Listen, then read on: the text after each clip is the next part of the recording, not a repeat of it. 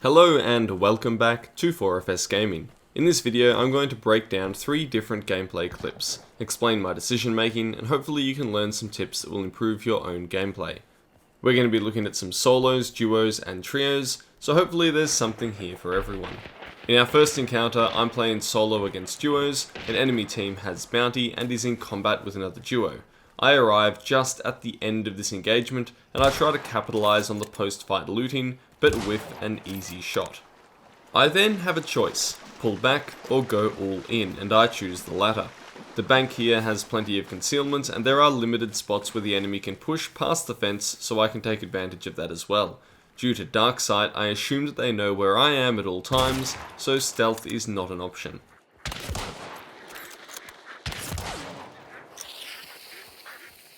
When fighting solo against a duo, you never want to commit to one location for too long. After a few shots and a frag, I reposition further up the bank. Movement is what will keep you alive. The only reason that I'm still walking or occasionally crouching is not to be stealthy, but to listen better to the enemy footsteps. It's the main tool that I use to place explosives and shots through walls. The bank offers excellent concealment and breaks line of sight, allowing me to heal before re-engaging. This is an example of how positioning can prevent refrags on a wounded target.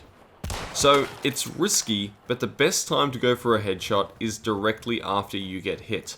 You will usually be able to fire before their weapon can shoot again, unless they're using a Dolch or another spammy gun. But more importantly, after you get hit, you can guarantee that the enemy that shot you is remaining aiming down sights trying to line up that next shot. Their head will stay level, their movement will be slow, and this gives you the best chance of securing a quick headshot. Now this all comes down to confidence in your shooting. If you're not confident with your aim at all, then running to heal immediately after getting hit is a better option, especially if you have good cover like I had here. But keep in mind that sometimes you are at your most dangerous when the enemy thinks that they have you on the ropes. Let's look at the ins and outs of this shot placement one more time. The enemy is aiming down sights, strafing to her left, and I let her walk into my bullet. Remember, in Hunt you can offer ignore fences like this, along with doors and other wooden obstacles. Even compact ammo tends to go right through, so treat them as if they don't even exist. Next up, we have a duo clip, which is an excellent showcase of both the new Dum Dum ammo and good teamwork.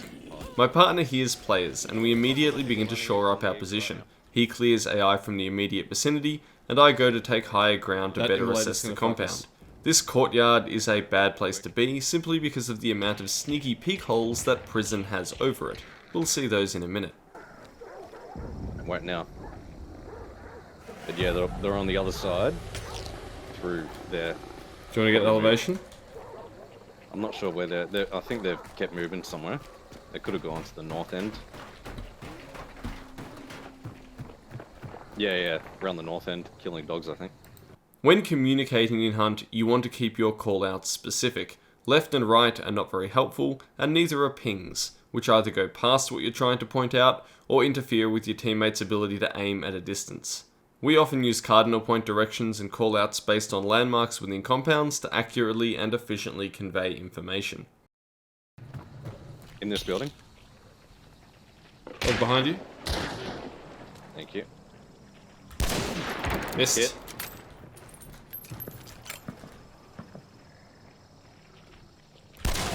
Left, bleed. Yep, looking. Dum Dum ammo applies bleeding, allowing my partner to efficiently follow up. He's back there. Now one of us has to change position. We are both currently covering the same angles, and this is great for defending against a push, but it's not so great for trapping and killing a target. These 2 buildings, I think. I'm not with you for a couple of seconds. Fucking stuck on these stairs. Oh, that hurt. Cover me if you can. If you are fighting in prison, these little slits are great. Just don't stay at the same one for too long. They allow me to ensure my partner is not pushed as he heals, and apply some more bleed damage, giving me time to reposition for the final push. Map knowledge is also very important here. Knowing how to get from the top floor of fort to the courtyard safely in a matter of seconds can be the difference between winning and losing. If you're a new player to Hunt, I recommend going into the free roam trials and just exploring different buildings and compounds, because the things that you find will certainly help you out. Our efforts have pushed the target back to a very small area. We know his location, and we can execute a classic pincer maneuver. I'm gonna go left, you go right. Yep. Hit. Sandwiched. That was some cool tactics. GG, guys. Now on to the last clip for today. It's a trios match in which we have just rolled up on 2 teams fighting over a bounty. In this match, I'm playing with people I don't regularly team up with, so there's less communication and team tactics. I have to take advantage of the situation as it unfolds. A stock standard tactic for breaching the boss lair is to throw grenades, followed by a rush. This works even better if the inside of the lair already contains a chaotic fight. One's dead. Healing. One on it. Rush in then. Alright, ready to push. Yep. I know one's dead upstairs because I fucking dynamited his ass. I'll check down. Pretty sure they're both upstairs. Alright. Yeah, there's one upstairs, I see him. One less.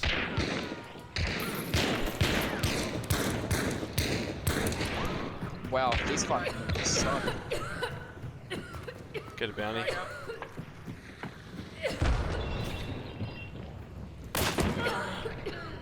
Got him. We're clear. The initial scans are clear, so we go about looting kills. Do a quick scan. Clear.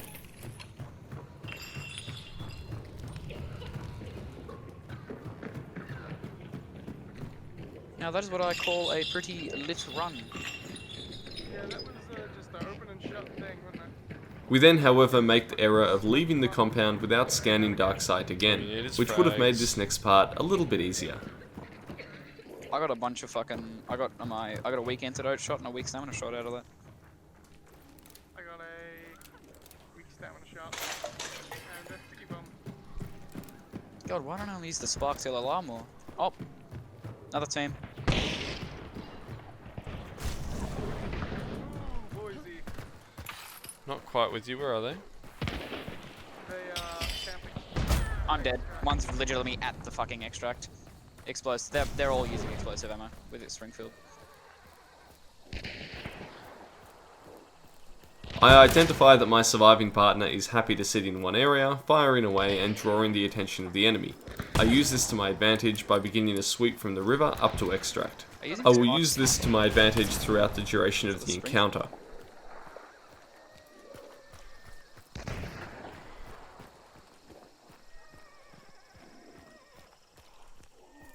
Fucking extract campers. Knocked one. Hit. Ooh, boy. Despite a well-led headshot, there is not enough cover for me to close the distance one on the close to enemy you. from where my partner is standing. So I move southwards to where there is more vegetation density. Push him now. They're focused on me. They're not focused on you, bud. Oh, I had both of them shooting at me for a second there.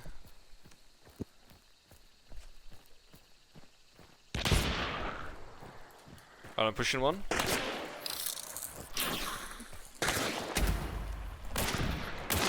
him that guy. Alright, one left. Push him. Yeah, it's just this guy. I gotta reload, which takes fucking forever with this gun. Healing. He's pushing me, probably. Alright, pushing him. Oh, he's right up there, shit. Alright, you ready to go? Throwing a sticky to distract him. I'm pushing on.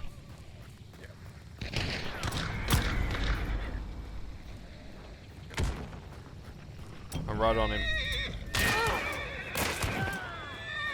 By having a partner in an entrenched position, I'm able to turn a 2v3 into 3 separate 1v1s, and the Nagant carbine specialises in these close-range duels. Again, I ignore wooden cover, pretend it doesn't exist, even with compact ammo. And that brings this week's hunt video to a close. Next time, I should have a new weapon analysis and guide ready, so make sure you subscribe and turn on notifications to stay, well, notified. Thank you as always to our awesome Patreon supporters, and also to you guys for watching. This is Ascendance from 4FS Gaming.